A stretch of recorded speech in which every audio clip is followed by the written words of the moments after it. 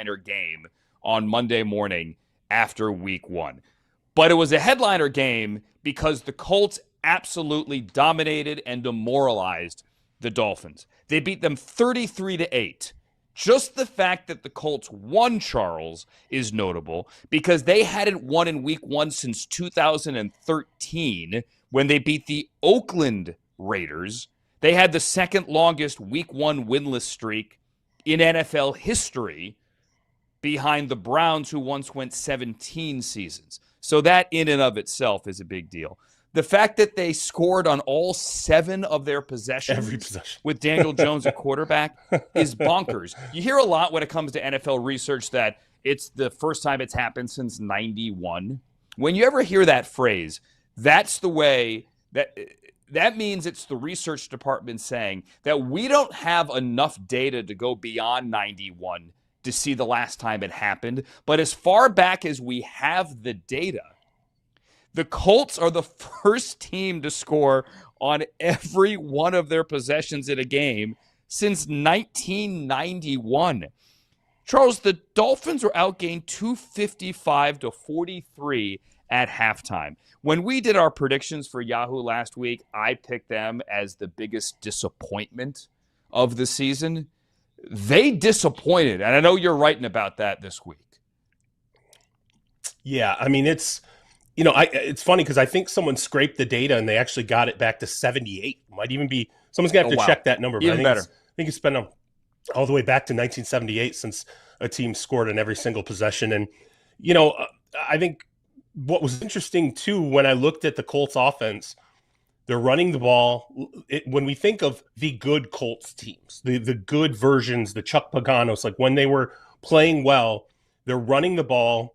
And Daniel Jones is not sitting there expected to make these huge plays downfield. And in fact, I think when you look at what Shane Steichen did with the offense, Tyler Warren, their first round tight end out of Penn State, that kid was featured right away, like immediately. I think he might even caught the first pass of the game. Yeah, and he was all over the place. And so you can see they're not sitting there going, hey, Daniel, we're going to go ahead and we're going to give you all these deep developing routes, and we're going to hope that, you can use that athleticism that was, in your better days in New York, everyone talked about how you were a more athletic quarterback than we gave you credit for. They weren't playing with that. They were saying, we're going to run the football. We're going to make sure that you have some easy completions, and we're just going to move the offense. And, Miami just did not do a good job either defensively or offensively of showing up in this game. And for me, it's extremely concerning for the Dolphins when you sit here and you look at how Tyreek Hill at points in this game was reacting to the adversity on the field. You could see he was clearly upset. And I think if this is something that extends on in the season, there's going to be a lot of talk about, is Tyreek Hill going to be in a Dolphins uniform after the trade deadline? There's going to be a lot of talk about Tua Tagovailoa, who right now, is he cuttable by the Miami Dolphins? In the sense that Russell Wilson was cuttable by the Denver Broncos. Like, if you want to take a extinction level event and, destroy essentially your salary cap for a couple of years, there is a way to potentially move on from Tua. But no, I mean, this was just abject failure on the part of the Dolphins. As bad as, I mean, I heard people that were predicting them to, be the disappointment this year, but I did not expect this kind of a failure against an Indianapolis Colts team that had its own issues to get together. So, between the quarterback, Tyreek Hill, and just generally this out of the gate, I have to hope that this is the week one, game that we look at later and go, okay, it wasn't quite as bad as we ultimately thought it was. Because if it is for the Dolphins, this could be a team that's in play for the number one pick in the draft.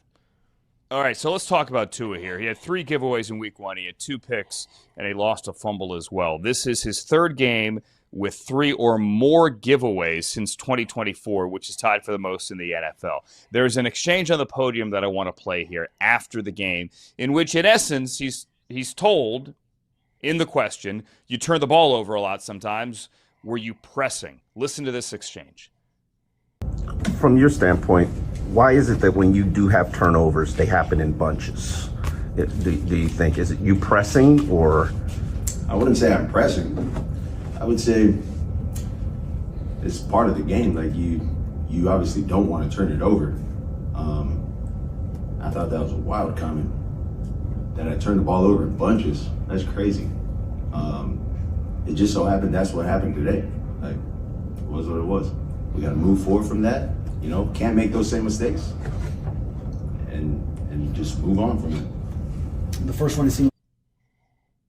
No, he actually does, and there are a lot of stats. I only read a couple of them that show that Tua, when he does turn it over, they are fast and furious. He didn't log a single completion, according to NFL's Next Gen Stats, the NFL's Next Gen Stats, NGS, a single completion under pressure, and he threw each of his 2 picks on plays in which there was no pressure. So some credit obviously has to go to Lou Anarumo, who got fired by the Bengals and moves to Indianapolis. In his first game there, he had the defense moving. He had his defensive backs in the secondary sacking Tua and pressuring Tua as well. So let's give credit to the Colts here.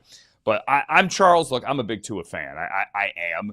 But I was one of those guys who said when they gave him the deal that I had enough skepticism or doubt that I would have just used the franchise tag. I wasn't certain, Absolutely. just with the overall lack of success for this team when it comes to January. To me, the Dolphins are kind of, they're the beautiful sports car that you run around town when the sun is out with the top down, and look at me, I've got this beautiful fast car. But when you get it to January, it's got no snow tires and it doesn't work. Now, listen, I don't expect them to go to Kansas City and beat Patrick Mahomes on a day in which people are legitimately getting frostbite in the stands at Arrowhead. That's bad for everybody. You're likely going to lose. Anybody's going to lose that game. But this group hasn't had success. The Dolphins haven't won in January since forever. So I was of the mind that, do you have to pay Tua now? Why don't you wait? Why don't you wait to see if this group collectively with Mike McDaniel can be something other than your September fantasy darling? Well, when in September, you're not just the opposite of that, you're pretty bad, then you start to have to ask questions, as I try to speak English. Well, and I appreciate that you bring it up without talking about the health, right? Because that, to me, when they did the deal across the league, I think every doubter in other franchises, every front office, when you talk to people, they're like, look, we understand in most situations getting ahead of the quarterback market. We all get it. We all understand quarterback money is only going up. There were only more quarterback deals that were going to get done. So you try to get that deal done as soon as possible. However, you do it in the face of factors. And I think with Tua, there were 2 factors there. Number one, obviously the concussion issue, that had been a long-standing concern by the time they got around to doing the deal. And frankly, I would argue, if you're really going to be expansive about this, even when Tua came out in the draft, and I talked to teams about Tua, they would tell me it's really hard to break down film on Tua because every time he throws a football to a wide receiver at Alabama, the guy's open by 5 yards. Like, I don't know what this is going to look like when there is a ton of adversity on this guy, when there's a ton of punishment taken. I'm not sure I quite know exactly what sort of player he's going to be on the NFL level. And now I do think it's valid to talk about that again, because we are seeing what is happening under adversity. We are seeing what's happening when he's inside of an offense and guys aren't readily open. We are seeing what happens when he has to play from behind. And Andrew, I would argue, I don't know things have really been the same for the Miami Dolphins since the frostbite game against Kansas City. I feel like, to me, when I look at how this all kind of turned and we started heading the wrong direction, it was following that loss in Kansas City. I don't feel like the organization has been completely right since then. And I think we're sort of seeing some of those factors play out with Tyreek Hill. Where's Jalen Waddle at this point in his career? The running backs, there's been health issues with the running backs. I mean, it's both sides of the ball have had various issues, but to me, I'm with you. I don't think that deal, there's any reason now, looking in the rearview mirror, that they shouldn't have taken the franchise tag. Because right now, if you move on from him, if you're moving into this next offseason, you're saying, hey, you know what? We just got to do something here. It's like a $99 million dead cap charge that you're going to have to split up to be able to get that divorce. And that's an insane hit to take. And Charles has a piece coming up later this week on Yahoo. Actually drops tomorrow, right, on the Dolphins? Is that true? Tomorrow. Yep. Have that right? Yep. Okay, tomorrow the Dolphins and everything kind of we just broke down there. The Dolphins, by the way, get the Patriots, New England's annual September trip to the Miami humidity coming up here in week number 2. Want to touch real quick on the Broncos and the Titans. Denver wins. They get a late score, pull away. It was 13-12 in the fourth quarter. The Titans actually had the ball in Denver territory after a muff punt, and it was drop after drop after drop, and Cam Ward taking sacks. If the Titans wide receivers had actually held on to the football, they were credited with only 3 drops. It could have been a lot more. This might have been a different game. But the firestorm in Tennessee isn't you dropped the ball and you could have won the game. It's what happened after the game when Brian Callahan went to the podium and basically said that he I don't want to say he didn't know the rule, but just to set it up, Elik Ayamander, the rookie wide receiver from Stanford, had a great catch on the sideline at one point that was ruled incomplete. Now, if you look at the replay, he doesn't get his feet down. His feet never hit the ground, but his elbow is down in bounds. Now, they're moving quickly, and they don't throw the challenge flag. Initially on the broadcast, you don't hear Mark Sanchez yell, he caught it, throw the flag. They never threw the flag. If Brian Callahan had thrown the flag, that scoreboard would look a little bit different there. Afterwards, he said, well, guys, he didn't get his feet down, and you need the feet down to catch the ball. That's not the rule. If you get like your elbow down, that's good enough. So he didn't know the rule. At least that's what it appeared. This happened today on the Monday day after presser.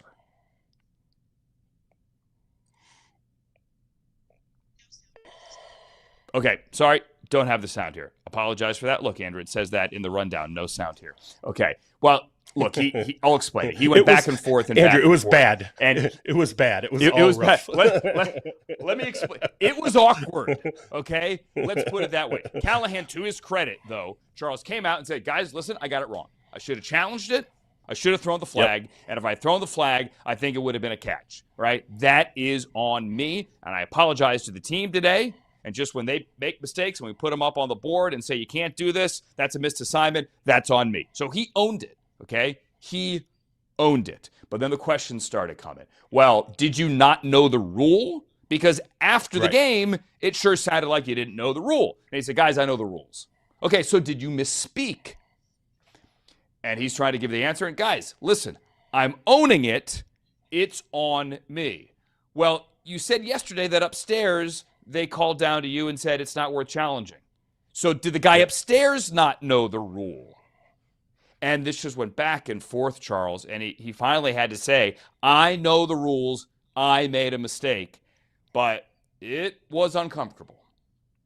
Yeah, and then that was it. That was the end of it. I know the rules. And I remember years ago sitting in a room when I felt like I saw the Jets media turn on Eric Mangini. And I remember thinking to myself, this is going to be rough. Like, it's going to be really hard for Eric Mangini to work himself out of this. Like, it feels like there's a level of toxicity now with the Titans that reminds me of that. I feel like, I do a weekly show in Nashville. I think all off season, there have been these questions about, well, maybe they should have fired Brian Callahan. Why didn't they fire Brian Callahan? You have, a new general manager coming in here, Mike Borgonzi. Why would you not just have a clean sweep and start over with your new general manager and his preferred head coach? And ultimately, Brian Callahan remained. And my response always over the course of the summer was, we have not seen Brian Callahan get an opportunity with what I believe is a quarterback with the talent to bring a team together. And I felt like after they drafted Cam Ward, he deserved the opportunity to see if he could really put his best foot forward with Cam Ward and bring that team together. This is a horrible way to start. I don't know any other way to put it. And it seemed clear to me that he did not, know the rule. I don't know why you wouldn't just say, hey, you know what, guys, caught up, things were going. In my mind, I thought the rule was one thing and it was another. It was a mistake.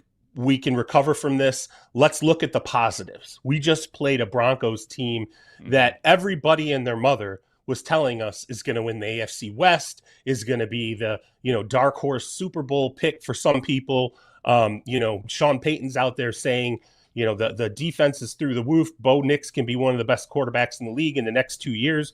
We just went out and played competitive football. And granted, we shot ourselves in the foot. And as you said, Andrew, drops, wide receivers did not come through at times. Cam Ward, who has a propensity coming out of Miami, he had this propensity to want to make a big play. At times held the ball, took sacks. There were some negatives. But I thought, frankly, there were things to work with for the Tennessee Titans. Now that's all been completely overshadowed. It's all been completely overshadowed by this. And this level of toxicity in week 1 for the Titans, I feel like Bill Callahan, there's got to be some positive things that happen in the next few weeks. Or I don't want to say this is going to turn into like Nathaniel Hackett in Denver, but I don't feel like the surrounding media and the fan base is going to be patient with this guy. And if there are a lot of losses that come to start this season, Callahan could end up being the guy that we see get fired. It's interesting when you look back at number 1 overall pick quarterbacks, whether it's Bryce Young or Caleb Williams, both of whom started with one coach, and then that coach was subsequently fired after year 1, and you have to restart. I'm team Brian Callahan. But if you were going to make the move, you do it and you start right there at the beginning. So you don't waste year number 1. It's only one game. We are not suggesting, I am not at least, that Cam Ward year 1 is being wasted.